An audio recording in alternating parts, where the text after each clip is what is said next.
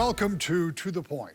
New regulations signed into law last year will fundamentally change the way that power is generated in the state in just over 15 years. Generally speaking, Democrats who passed the bill say it's a step in the right direction to make energy sources renewable and environmentally friendly. Republicans contend it will cost the people of Michigan far more than they're now paying for the energy they use. In any event, the new rules are being implemented, and it remains to be seen what kind of financial and reliability impacts it could have on not just households, but businesses who rely heavily on that power supply. On this week's program, we first talked to Democratic Senator Sam Singh. He's the majority floor leader and introduced one of the bills in the package that, when fully implemented, could have a major impact on the state. Before our conversation about the changes to the state's energy supply, we caught up with the senator on the budget and pending legislation. Senator, let's start with something that's presumably going to be wrapped up here in a couple of weeks, and that's the budget. I know that those are all conversations that are happening not on the floor, but in conference. What can you tell me about what you think the progress looks like? Well, I'm really excited. I think over the next 2 weeks, we'll finalize the budget before the 4th of July week here. There's a number of key items that I think are going to be really important for the general public. Right now we're talking about how we expand pre-K and preschool to people throughout the state. We've made some progress over the last couple of years, but I think there's a significant investment that's being discussed right now. Also, we want to make sure that our high school students, that they have the availability to go to community college, and so there is a proposal that's looking at how we fund that fully, so our young people can have access to higher education. And then for many years we've asked our local governments to sort of take some cuts because of when times were tough, but now that times are a little bit better, we're trying to make sure that we fully fund our revenue sharing and put some of those dollars in a trust fund because our local governments are so important to our day-to-day lives. They do our public safety enforcement and a number of other things, and so we want to ensure that those are fully funded. And I think those are all part of the conversation that'll happen over the next 2 weeks. And when you talk about revenue sharing, you go back 2 decades, and that has been, something that has been a place for the state to be able to try to get money when they didn't have it in the budget, and so that will make a difference to those local communities. When you talk about the community college part, or the associate's degree and getting kids going into college, when you talk about the pre-K, where does that money come from? Well, I think we can do all of the pieces. We've done a really good job of bringing down all the long-term costs for healthcare for our public school teachers, the retirement funds there as well. I think at the same time, if you talk to any business, they tell us that talent is one of the most important drivers of our economy. And so we have to start early. We have to make sure that our young people have access to all the building blocks. And right now we have a lot of families that can't afford daycare, that can't afford preschool, and so we want to make sure that that's there.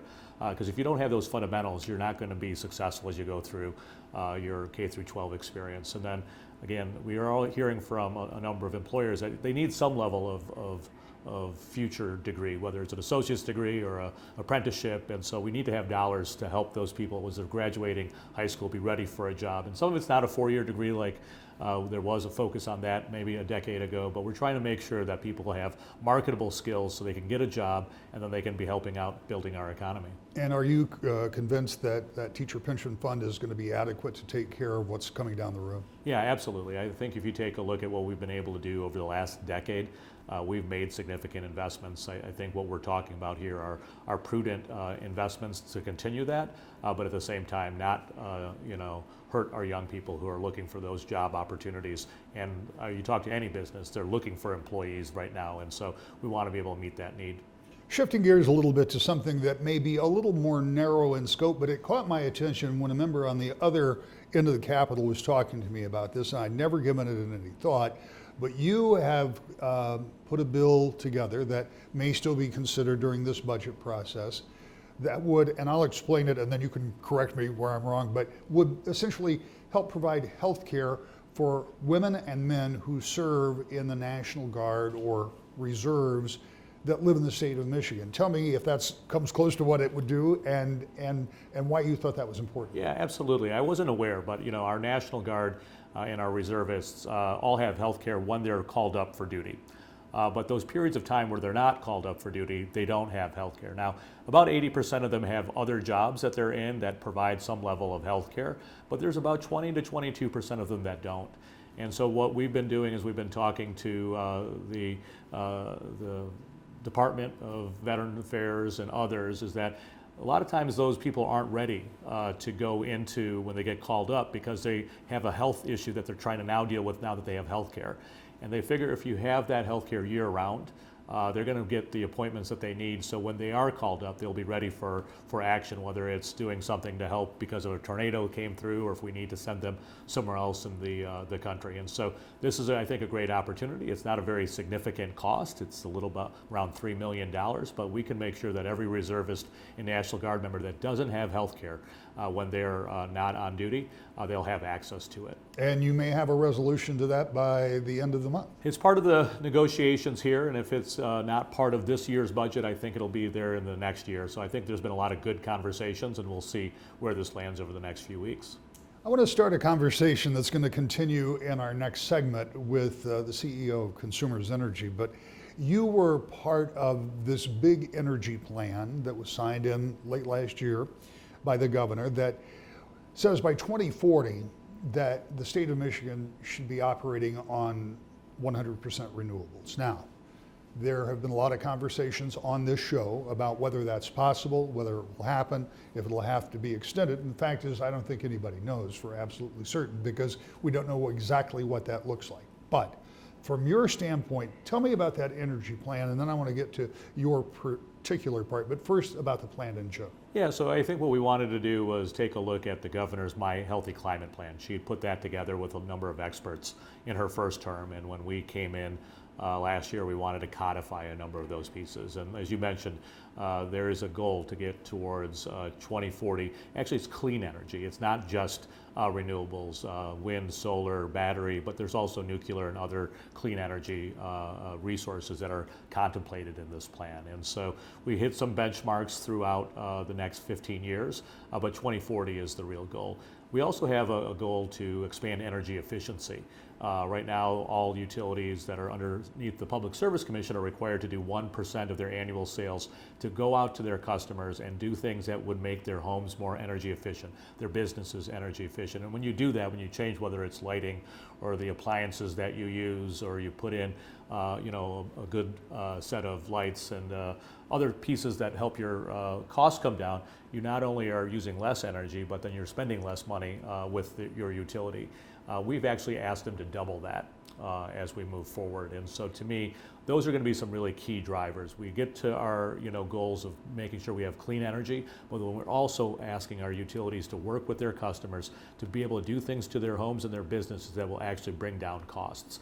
And so I think those were all like great opportunities. We also made sure that the Public Service Commission, when they're overseeing the utilities, they can take into account things like affordability, equity, making sure that we're looking at health concerns. And so a variety of other factors now will be taken a look at once we do all of the long-term planning with our utilities across the state. Are you concerned about what the cost of that transition might be? Now, we know that a lot of coal-powered plants have already been shut down, but this, if I understand it correctly, would also largely eliminate natural gas.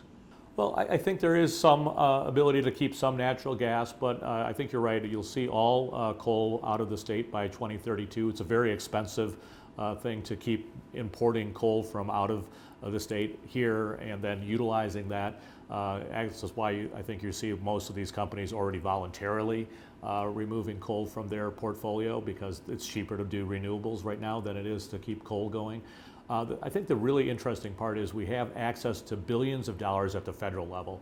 With the number of initiatives that the Biden administration did, there's a whole set of resources available to individuals, businesses, as well as the utilities to decarbonize the sector. And so because of that, we're going to be using the federal dollars and resources, bringing those into Michigan, and that'll help drive down costs. If we weren't using that and we were doing something like this 5 years from now, we wouldn't have those federal resources. So it'll all be on the backs of our businesses and our individuals. But now that there's these federal dollars, it's going to make it much easier for us to see these changes, but not have the huge burden on the backs of our local residents. So in 10 years from now, when this process is getting closer to fruition, it's your belief that those people out there that are paying those electric bills and those gas bills and whatever else they are, should not be significantly impacted by this? I think when you take a look at everything, we've seen inflation, increase, whether it's in the energy sector, whether it's our food, whether it's anything. So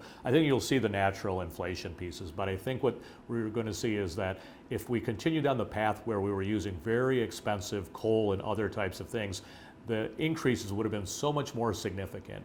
So I think you're going to see a natural sort of piece of inflation, but you're going to see the reduction because we're using cheaper modes of energy like renewables and storage, which is going to be a game changer, I think, for the industry. And could provide some opportunities, and that was what one of your bills was about in this package, to try to help get people in that pipeline, right? That's right. Oftentimes when we make changes, or you see changes, whether it's in the auto industry or the energy sector, we often deal with training people after the fact. Here's the change, you're about to lose your job, let's train you now.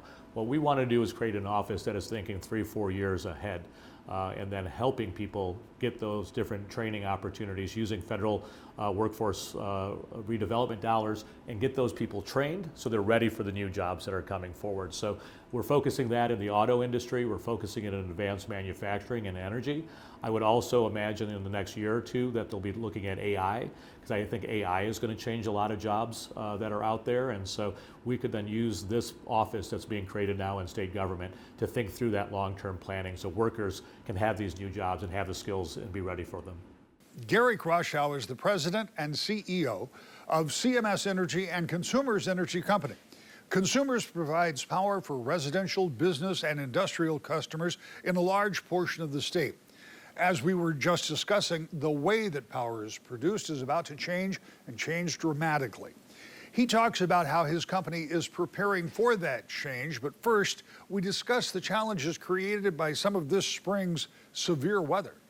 Let's start by talking about some of the current things that you've been dealing with. You and I talked in passing here on the island about just the volume of storms that have created outages. I mean, some of them really big, obviously in the Portage area, and others that aren't as severe.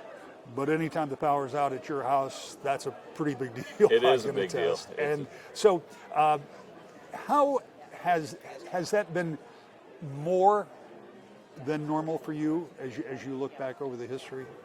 When we look at our history here, we see our long history in operation for a little over 135 years. Well, we've been keeping records on wind. Some of the last 5 years, we've seen some of the highest wind speeds ever recorded in Michigan. So that's certainly impactful. More frequent storms.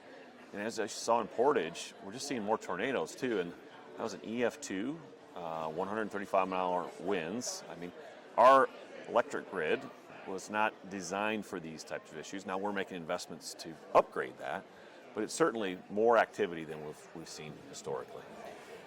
What is your approach? Last year we talked about what to me was an enormous amount of money that you're spending just cutting trees. And did you say there's 7,000 miles? We do 7,000 miles on an annual basis. And again, we're in a lot of customers' yards. We're on their property. We have great customer relationships with our foresters and the contractors that do that work. But it's really important that we have good relations there so that we can trim trees, we can cut trees, and ensure the number one cause of outages is trees, and that we avoid those outages. We see about a 60 to 70% improvement when we trim in an area of reducing outages. And typically, if it's going to be a tree after we've trimmed, it's usually outside the right-of-way on the customer's property and comes over into the lines. If you look at where you are right now, and there are a bunch of things going on. One is you talk about heavier winds, more frequent storms. Talk about a lot of above-ground lines, and I know you're doing some look at putting some lines underground, but in a state this big, to do all of them would take several decades, Yes, I would assume. Yeah. But you're also looking at an increased demand, and you're looking at what is an older infrastructure for a lot of this. How do you make all of that happen? Because I want more and more electricity. My house consumes more and more because of dozens of devices and all the things that we do, not to mention those electric vehicles that some people have started to adopt. And if that continues, that's more pressure on you and your utilities. Well, just give you a little bit of context here. So we're actually today we've announced in our reliability roadmap an ambitious plan to continue to improve reliability, but it also gets into the question you're asking, is there going to be enough capacity for all our electric devices? And just over the next 5 years, we're proposing to invest $9 billion in the electric grid. My whole market cap of my company is $18 billion, so that just gives you an idea of the size of the investment we're making. So that's a lot of opportunity to improve the electric system, and what it means is iron poles, in some cases where there are wood poles. And when there's wood poles, maybe larger wood poles, it's undergrounding. We want to get up to a rate of about 400 miles per year of undergrounding by 2027. It means a smarter grid to be able to automate and be able to route power around. But also in that, we're going to make sure that it's there. That's the importance of the reliability and resiliency investment. But as we do that work, we can also enhance the capacity. So as you put on more electric devices, if your preference is to have an EV, we're able to support that. The other important piece is data centers. Data centers, in particular this AI demand or big compute demand, is really making a draw on the grid as well. So we have to think about that as we build out the infrastructure as well. So you've got to build out the infrastructure, you have to increase capacity, you have to think about things, and I hadn't even thought about that, like data centers, and we're certainly here in the state getting more of that. So all of that is going to be happening at the same time that you're going to be converting to solar and whatever else it takes to solar and wind under the current new plan by the state government. Yeah. That seems like a lot. I mean, to try to do all of that at once. Well, the good thing is we have a good team, and we can do that in a very thoughtful way. The energy law allows a lot of different provisions in that law where we can build out some ourselves. We can use developers to do some of that work. So there's a lot of variety of ways to do that, and it doesn't have to happen all at once. I mean, the provisions in that law, 50% renewables by 2030. 65% by 2035, and so there is a way to do that. And there's also provisions in there where if it becomes unaffordable or undoable, that you can ask for a moratorium of a couple years. And so we have that flexibility to be able to navigate that from a time perspective. But we got a great team too at Consumers Energy to be able to deliver that. One of the questions that I've asked from the beginning of lawmakers, and I get very different answers depending on who I'm talking to, is at some point, if you're going to do all the things you just talked about the investment that you're making. Yep. At some point, when you're converting over to renewable resources for energy, isn't that going to cost the consumer more money? There's a give and take there. There's certainly, as we talk about more resilient grid and more value for our customers, there's a cost associated with that, no doubt. If you're going to put an iron pole in the ground versus a wood pole in the ground, that comes at a different price. But what we do know is that when we do that proactively versus after the storm, it saves our customers anywhere from 40 to 70%. So let's be proactive versus reactive. That'll help keep from a cost perspective in check. The other important piece too is when we think about this change to green energy, there is what we call, I don't want to get too geeky here, but there's power supply costs, right? So think about a coal plant or a natural gas plant. You've got the input of coal, you've got the input of natural gas. With renewables, the input's the sun, right, or the wind, which comes at no cost. And so there are some offsetting costs that help to reduce that burden, but there will be a cost. I don't think we can kid ourselves and say everything's free. That won't happen, but I think some people have exaggerated the cost of what it'll take, and it's just not that extreme. Is there a way to calculate that? I mean, I know you can't figure what everything's going to cost and how much you're going to be able to do it, but I think you're right, because we've heard some pretty scary guesses by people that energy prices could double and all of these kind of things. And, you know, if you're sitting at a time when most individuals' economies are already being constricted because of inflationary pressures that we've seen over the past few years, you start thinking about something like that, a doubling in cost, and that's scary. Yeah, it's not a doubling in cost. Let's just be really clear about that. And so just our 5-year financial plan, when we're investing, we're the second largest investor in Michigan, $17 billion we're investing across the supply system, gas system, and the distribution system over the next five years. That's just the capital investment piece. we look at electric rates that are going to grow about 2 to 3%. Gas is 1 to 2%. Electric is 2 to 3%. And so well below our current rates of inflation. And so we think this is manageable, but again, we're always looking at ways to make sure it's more affordable for our customers. How big is just trying to keep up with all of the changes that have happened? I just think since you became the CEO, I mean, things have changed. The whole landscape has changed. The whole landscape is changed. When I often speak in public about the transformation that is underway in this industry, whether it's moving from coal to more renewables, whether it's the demand from AI and electric vehicles, whether it's a grid that needs to be invested in, and then we haven't even talked about our gas system, which is critically important to heat people's homes. There's just a lot. And then you add on this space of digital and how you can bring it into your company to improve the way you perform service. When I say digital, whether it's automation of the grid or even as far as AI, there's just a lot of opportunities we have to be able to improve service, reduce the cost, and make things better for our coworkers as well. You're an optimistic guy, and part of your job is to make sure that we look at this system as one that's reliable and one that, as you point out, is not going to double in cost.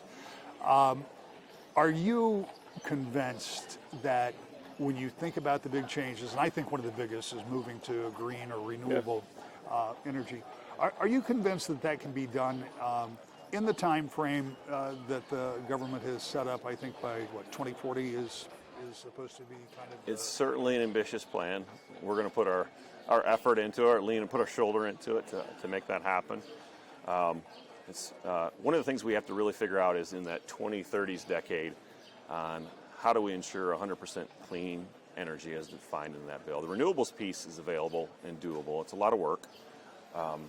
When you talk about natural gas with carbon capture or nuclear, those are technologies are not fully scalable, particularly small modular reactors or carbon capture with sequestration.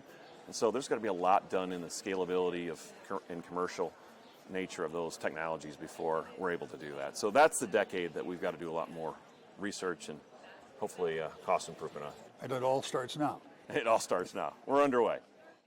Starting next week here on the program, we'll begin interviewing the 6 qualified Republicans and Democrats on the primary ballot running for the United States Senate. Those shows will run the next 3 weeks as you prepare to cast your vote in this important race.